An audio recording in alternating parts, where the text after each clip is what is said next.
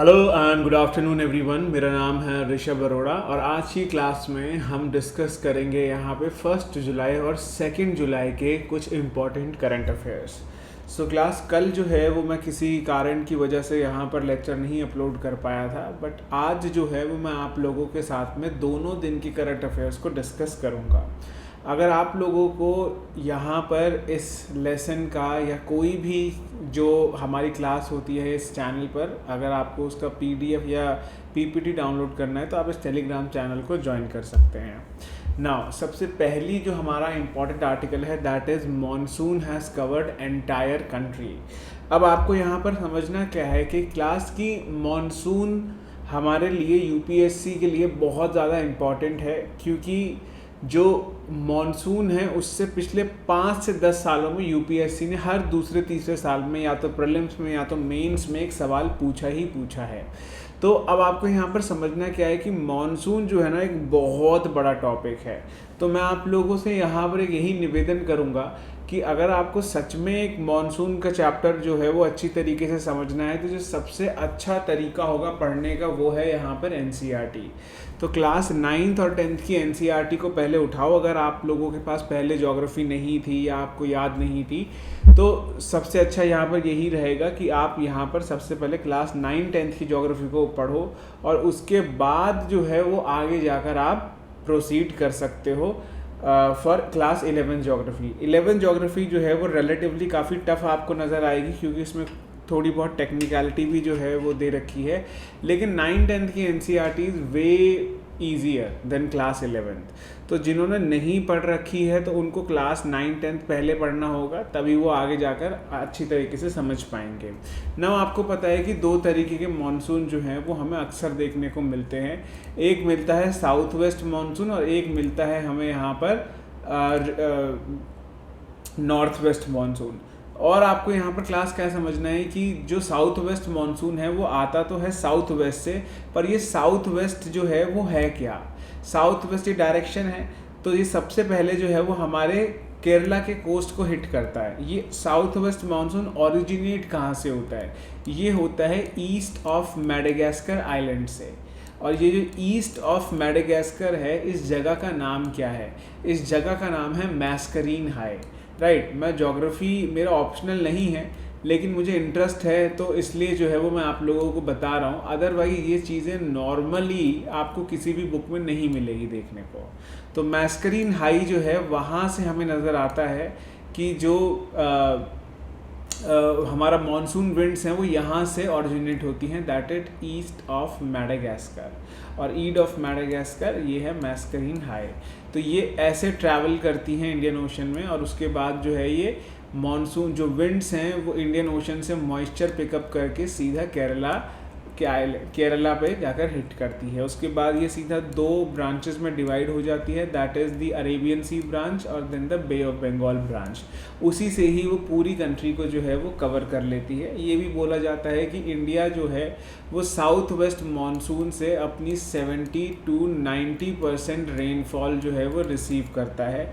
बाकी 10% मानसून जो है वो है हमारा नॉर्थ वेस्ट मानसून, जिसमें तमिलनाडु में जो है वो फ्लड हमें देखने को मिलते हैं दिसंबर के टाइम में। जब बाकी कंट्रीज़ में बाकी जो हमारी पूरी बाकी की कंट्री है उनकी कुछ स्टेट्स हैं वहाँ पर आपको नज़र आएगा कि डेफिशिएंसी है पानी की, तो उस समय पे तमिलनाडु में हमें यहाँ पर फ्लड देखने को मिलते हैं। अब ऐसे बहुत से जो फैक्टर्स हैं जो साउथ वेस्ट मानसून को फॉर्म करते हैं, इनमें से कुछ 2 ये हैं, differential heating and cooling of land and water. तो आपको पता है कि जो सेकेंड लॉ ऑफ थर्मोडाइनमिक्स है that air moves from high pressure to low pressure, right. तो ये चीज़ें जो हैं वो आपको समझनी है। हाई प्रेशर जो है जहाँ पर आपको नज़र आएगा क्लियर स्काई, और जो लो प्रेशर एरिया होगा वहाँ पर आपको नज़र आएगा क्लाउडी। तो हमेशा जो एयर है it moves from high pressure to low pressure area. आपको समझना और क्या है, यहाँ पर आपको ये चीज़ें समझनी है कि एयर जो है वो is moving because of the heating and the cooling of land and water. अगर कहीं पर भी लैंड जो है वो गर्म हो जाएगा तो वहाँ पर आपको नज़र आएगा एक लो प्रेशर एरिया जनरेट हो जाएगा। और आपको पता है कि high pressure area moves to high pressure moves to low pressure, तो ऐसे जो है वो शिफ्ट हो जाता है यहाँ पे, राइट। तो ये एक मेजर रीज़न है, क्योंकि हमारे यहाँ पर एकदम से इंसोलेशन बढ़ जाता है जून के अंदर। Insolation means incoming solar radiation. उस सोलार रेडिएशन को आने के बाद जो है वो जब टेम्परेचर लैंड का बढ़ेगा तो एक लो प्रेशर एरिया डेवलप हो जाएगा, जिससे कि हमें नज़र आएगा कि वो क्लाउडी बन जाता है, right. Then shifting of ITCZ क्या है, जहाँ पर जो सन रेज हैं वो डायरेक्टली जो है वो हमें यहाँ पर फॉल कर रही हैं हमारे सरफेस एरिया पे। तो ये भी एक लो प्रेशर एरिया जिसको हम मॉनसून ट्रफ बोलते हैं, वो इसको बनाने की कोशिश करता है। अब यूपीएससी में क्वेश्चन क्या पूछा गया, the duration of the monsoon decreases from the southern India to northern India, मतलब साउथ इंडिया से ये बारिश कम होती चली जाती है। Amount of rainfall received in the northern plains of India decreases from east to west, तो ये ईस्ट से वेस्ट पे डिक्रीज होता चला जाता है, ऐसा बोला जा रहा है। अब इनमें से कौन सी स्टेटमेंट सही है और कौन सी गलत है वो आपको जो है वो यहाँ पे कमेंट सेक्शन में बताना है। ये यूपीएससी 2012 में पूछा गया था, राइट, प्रीलिम्स में। देन एक और चीज़ है, 12 यूएस कांग्रेसमैन, जैसे इंडिया में पार्लियामेंट होते हैं ना, जैसे मेंबर ऑफ पार्लियामेंट होते हैं, वैसे ये कांग्रेसमैन है जो यूएस की कांग्रेस यानी कि यूएस की पार्लियामेंट में बैठते हैं। और उन्होंने बोला यूएस के प्रेसिडेंट को कि भाई इंडिया की जो कुछ ट्रेड डिस्टॉर्टिंग प्रैक्टिसेस हैं उसको WTO में उनको यहाँ पर अकाउंटेबल करो। अब आपको समझना है कि यार ये WTO और ट्रेड डिस्टॉर्टिंग प्रैक्टिसेस होती क्या है। WTO में यूरुग्वाई राउंड जो साइन हुआ था तो 1995 में एक एग्रीमेंट साइन करा गया था जिसे हम बोलते हैं एग्रीमेंट ऑन एग्रीकल्चर। इस एग्रीमेंट के अंदर हमें कुछ 3 से 5 बॉक्सेस जो हैं वो देखने को मिलते हैं। तो इन्होंने उस बॉक्सेस के अंदर कुछ सब्सिडीज़ को डाला, जैसे red box, green box, amber box, special and differential box, white box, blue box.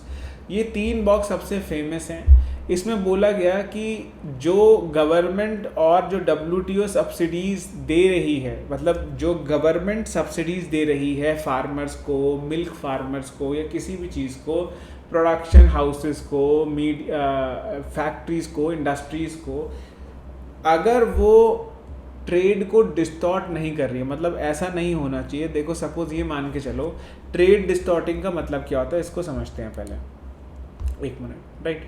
सबसे पहले ये समझते हो, जैसे आप ये मान के चलो कि जैसे राइट नाउ मैं अमेरिका में हूँ और अमेरिका में अमेरिका का जो डॉलर है उसको मैं कन्वर्ट कर दूंगा, तो अमेरिका में हमें जो देखने को मिल रहा है वो $1.5 का हमें मिल रहा है 5 kg पोटैटो, ठीक है। 5 kg पोटैटो हमें कितने में मिल रहा है, $1.5। इस समय पर डॉलर 80 रुपीज़ का है, ठीक है। तो अब 80 + 40, 1.5 है ना ये, तो ये हो गया आपका 120 डिवाइडेड बाय 5। अब आप मेरी बात को समझो, जो मैं आपको यहाँ पर बोल रहा हूँ वो ये कह रहा हूँ कि अगर आप देखोगे कि हम यहाँ पर 120 को डिवाइड कर देते हैं अगर, राइट, तो अगर हम डिवाइड करेंगे तो हमें क्या पता चलेगा कि भाई हमें जो आलू है वो रिलेटिवली महंगा पड़ेगा इंडिया से, राइट। तो अगर आप देखोगे तो 24 रुपीज़ पर केजी, ठीक है, 24 रुपीज़ पर केजी बैठ रहा है। अब ये बात इंडिया को पता है, इंडिया का जो फार्मर है उसका जो कॉस्ट प्राइस है आलू उगाने का वो है 18 रुपये प्रति किलो। ये एग्जाम्पल है, ठीक है। अब गवर्नमेंट क्या कहती है कि हम आपको सब्सिडी दे रहे हैं 50%, मतलब अब ये आलू क्या है, गवर्नमेंट ने बोला कि जो भी आलू की कीमत कैसे लगाई गई, फर्टिलाइज़र के कॉस्ट को लेकर, सब्सिडी की फर्टिलाइज़र, सीड, पानी, बिजली, सब। तो मैं कैसे कॉस्ट निकाल पाऊंगा जब मैं बता दूंगा कि भाई मुझे कितना खर्चा पड़ रहा है आलू की फसल उगाने में। तो अब मुझे क्या पता चल रहा है कि भाई मेरी 18 रुपीज़ पर केजी जो है वो यहाँ पर मुझे आलू पड़ रहा है इंडिया में। गवर्नमेंट कहता है कि हम आपको सारे इनपुट पे, फर्टिलाइज़र पे, बिजली पे, पानी पे, खाद पे 50% सब्सिडी देंगे। अब ये 18 से कितना हो जाएगा, 9 रुपीज़ पर केजी। अब जब ये अमेरिका में बेचा जाएगा 9 रुपीज़ पर केजी पे, तो क्यों कोई अमेरिका के आलू खरीदेगा जो 24 रुपये किलो है? तो अब आप इसमें देखोगे तो इसमें कितना अंतर है। अगर मैं 9 × 3 भी कर दूंगा तो 27, तो मतलब आप अगर इसमें 3 रुपये और डाल दो तो इसमें 3 किलो आलू जो है वो आप लेकर आ सकते हो। तो इसको जो है वो बोला जाता है ट्रेड डिस्टॉर्टिंग सब्सिडी, जो ट्रेड को डिस्टॉर्ट कर रही है। मतलब आप जो है वो अमेरिका में आलू जो है वो अमेरिका आलू लोग खरीदना बंद कर देंगे, वो इंडियन आलू को खरीदना चालू कर देंगे। अब ग्रीन बॉक्स वो हैं जहाँ पर सब्सिडी अलाउ करी जाती है, जैसे सपोज हम सब्सिडी दे रहे हैं 2%, अब यहाँ पर 50% सब्सिडी ट्रेड डिस्टॉर्टिंग सब्सिडीज़ हो जाएगी। देन एम्बर बॉक्स वो है जो सब्सिडीज़ हमें, जैसे अभी जो है वो हम सब्सिडी ज़्यादा दे रहे हैं, सपोज 25% दे रहे हैं। एम्बर बॉक्स मतलब क्या है, ये आप देखोगे कि ट्रैफिक सिग्नल की तरह है, ये रेड, ये ग्रीन और ये येलो। तो मतलब ये सब्सिडी वो है जो धीरे धीरे हमें कम करनी होगी, राइट। यूपीएससी ने एक क्वेश्चन पूछा 2016 में, in the context of which of the following do you sometime find terms amber box, blue box, green box? WTO affair is the correct answer. बहुत ईजी था ये, राइट ना। आगे चलते हैं गोल्ड के ऊपर। Now, with rupee nearing 80 to a dollar, government raises gold import duties to 15%. अब इस बात को समझने की कोशिश करो कि मैं क्या बोल रहा हूँ। 15% ड्यूटी है गोल्ड के ऊपर।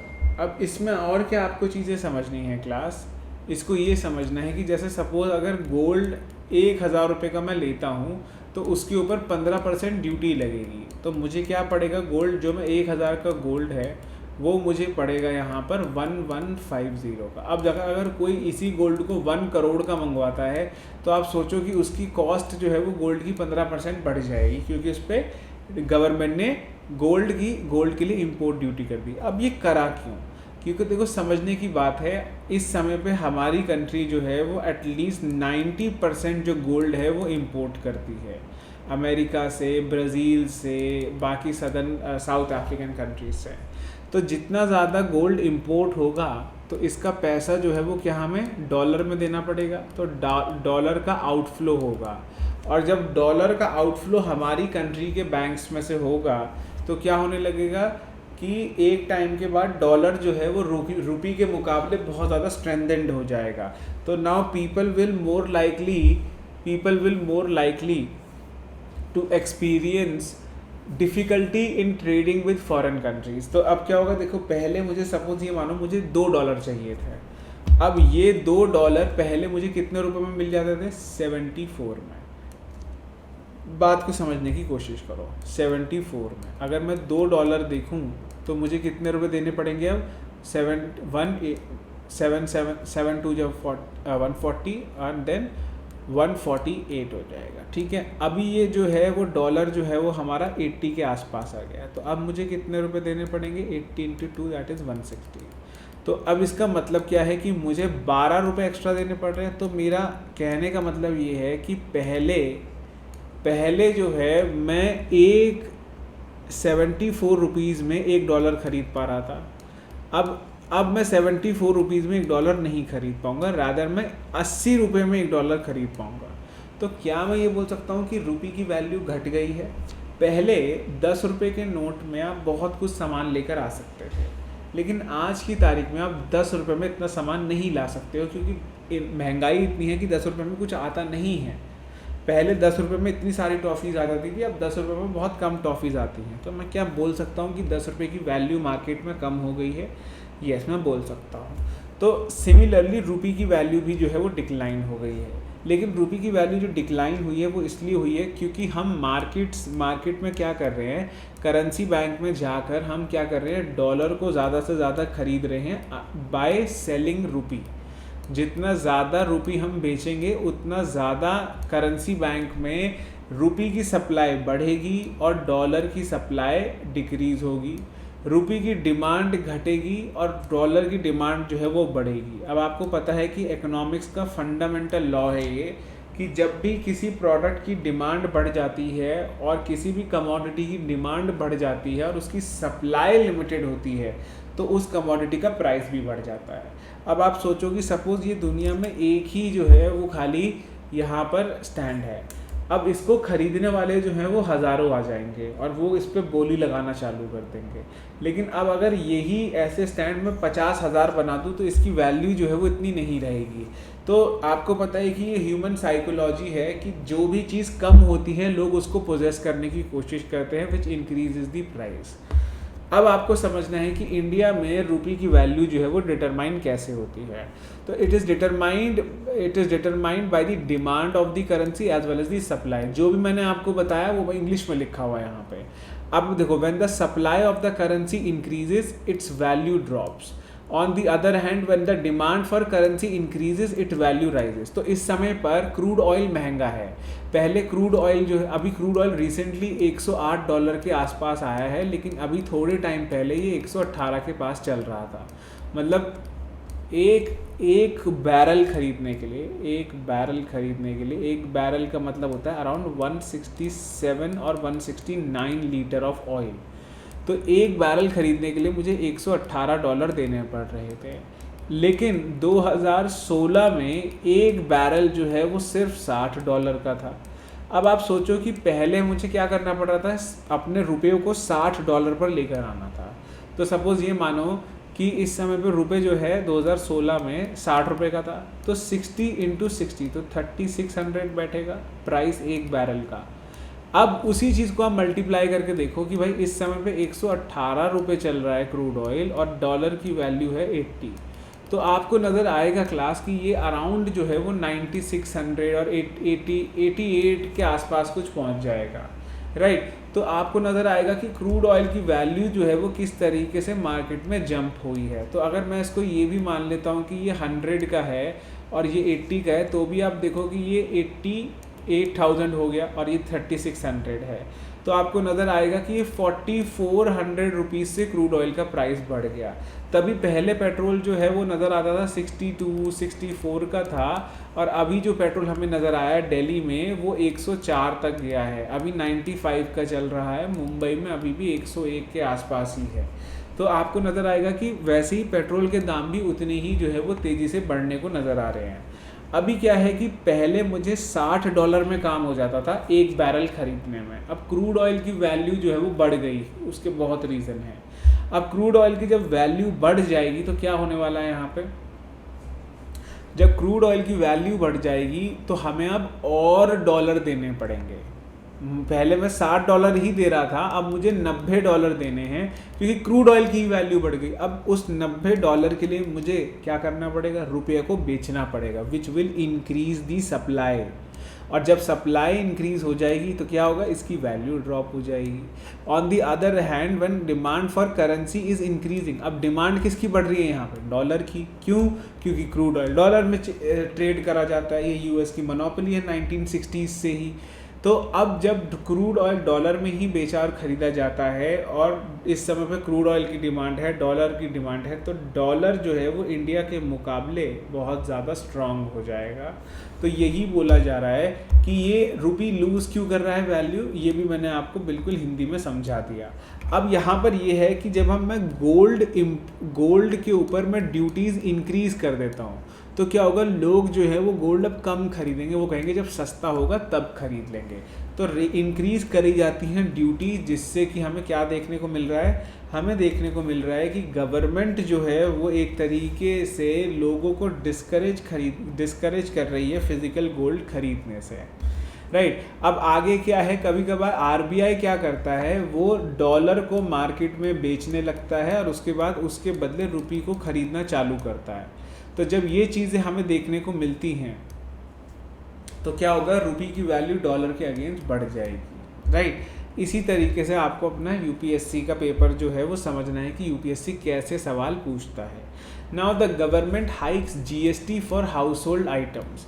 गवर्नमेंट ने रिसेंटली क्या करा है कि जीएसटी बढ़ाया है कुछ हाउस होल्ड आइटम्स में। तो ये कुछ आइटम्स हैं, ये हमारे लिए इम्पॉर्टेंट नहीं है बिल्कुल भी, लेकिन तब भी पढ़ सकते हो कि गवर्नमेंट को वाटर पंप और सोलर वाटर रीसेस सिस्टम से उन्होंने 12 से 18 और 5 से 12% पर टैक्स को जो है वो बढ़ाया है।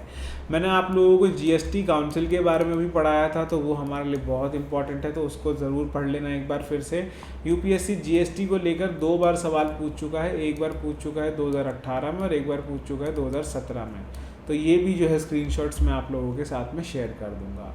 Then the steep rise in gold market duty, steep rise in the gold import duty may strengthen grey market। अब ये ग्रे मार्केट क्या है कि जहाँ पर टैक्सेशन नहीं अप्लाई होता, जहाँ पर ब्लैक में माल बेच और ख़रीदा जाता है, जहाँ पर जो गोल्ड है वो बिना किसी सिक्योरिटी के आता है और कोई टैक्स और कोई ड्यूटी नहीं देता है, राइट। और जब ये कोई ड्यूटी वगैरह नहीं देता है तो यहाँ पर इससे जनरेट होता है ब्लैक मनी, और जनरली जो है वो क्रिमिनल्स इसमें एंगेज होते हैं, चाहे वो वाइट हो या ब्लैक क्रिमिनल हो। वाइट क्राइम का मतलब है फाइनेंशियल क्राइम और ब्लैक क्राइम का मतलब है जो वायलेंट क्राइम्स होते हैं।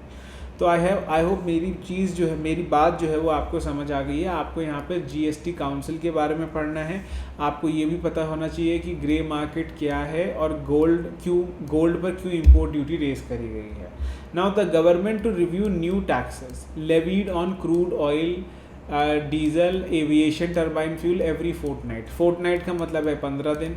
तो हर 15 दिन बाद गवर्नमेंट जो है वो इसको यहाँ पर रिव्यू करेगी। अब उन्होंने क्या करा है, टैक्स लगा दिया है क्रूड ऑयल कंपनीज़ के ऊपर, एक्सपोर्ट टैक्स क्यों लगाया जा रहा है, क्योंकि इस समय पर हमारी कंट्री में जो क्रूड ऑयल है उसकी डेफिशिएंसी चल रही है। तो अगर कोई रिलायंस है या बाकी MRPL है, चेन्नई पेट्रो है, तो ये क्या करते हैं, इनके पास बहुत बड़ी बड़ी रिफाइनरीज़ हैं, ये क्रूड ऑयल को रिफाइन करके पेट्रोलियम प्रोडक्ट मार्केट में जाकर बेचते हैं। तो यहाँ पर उन्होंने क्या करा है कि जब भी कोई सेल होगी उसके ऊपर गवर्नमेंट अपना कुछ हिस्सा लेगी। तो लोग क्या करेंगे, यहाँ पर वो सेल जो है वो तो ठीक है, लेकिन समझ आपको आएगा ये कि इससे गवर्नमेंट को फ़ायदा है कि गवर्नमेंट जो है वो यहाँ पर इससे पैसा कमाने वाली है, क्योंकि गवर्नमेंट को बहुत ज़्यादा नुकसान हो रहा है ऑयल मार्केटिंग कंपनीज़ की वजह से, राइट। देन जून का जो जीएसटी रेवेन्यू है वो सेकंड हाईएस्ट है, that is around 1.44 lakh crore. तो ये सेकंड हाईएस्ट है। फर्स्ट हाईएस्ट क्या है, 1.5 लाख करोड़ है, 1.48 है। ये आप कमेंट सेक्शन में मुझे बताओगे। जीएसटी काउंसिल के बारे में मैंने आप लोगों से पूरी अच्छी तरीके से पहले भी डिस्कस करा हुआ है। अब आपको क्लास ये समझना है कि इन क्लासेस को आप बहुत लाइटली लेके मत समझना, क्योंकि अगर लाइटली लोगे तो फिर आपको ना यूपीएससी लाइटली नहीं लेगा। प्रिपरेशन अगर हम कर रहे हैं, अगर हम अखबार पढ़ रहे हैं, तो हम एक होलसम मैनर में पढ़ेंगे यहाँ पर। तो आई होप मेरा पॉइंट आप लोगों को क्लियर होगा। इस टेलीग्राम चैनल को आप ज्वाइन कर सकते हो if you want to access the PPT. Thank you.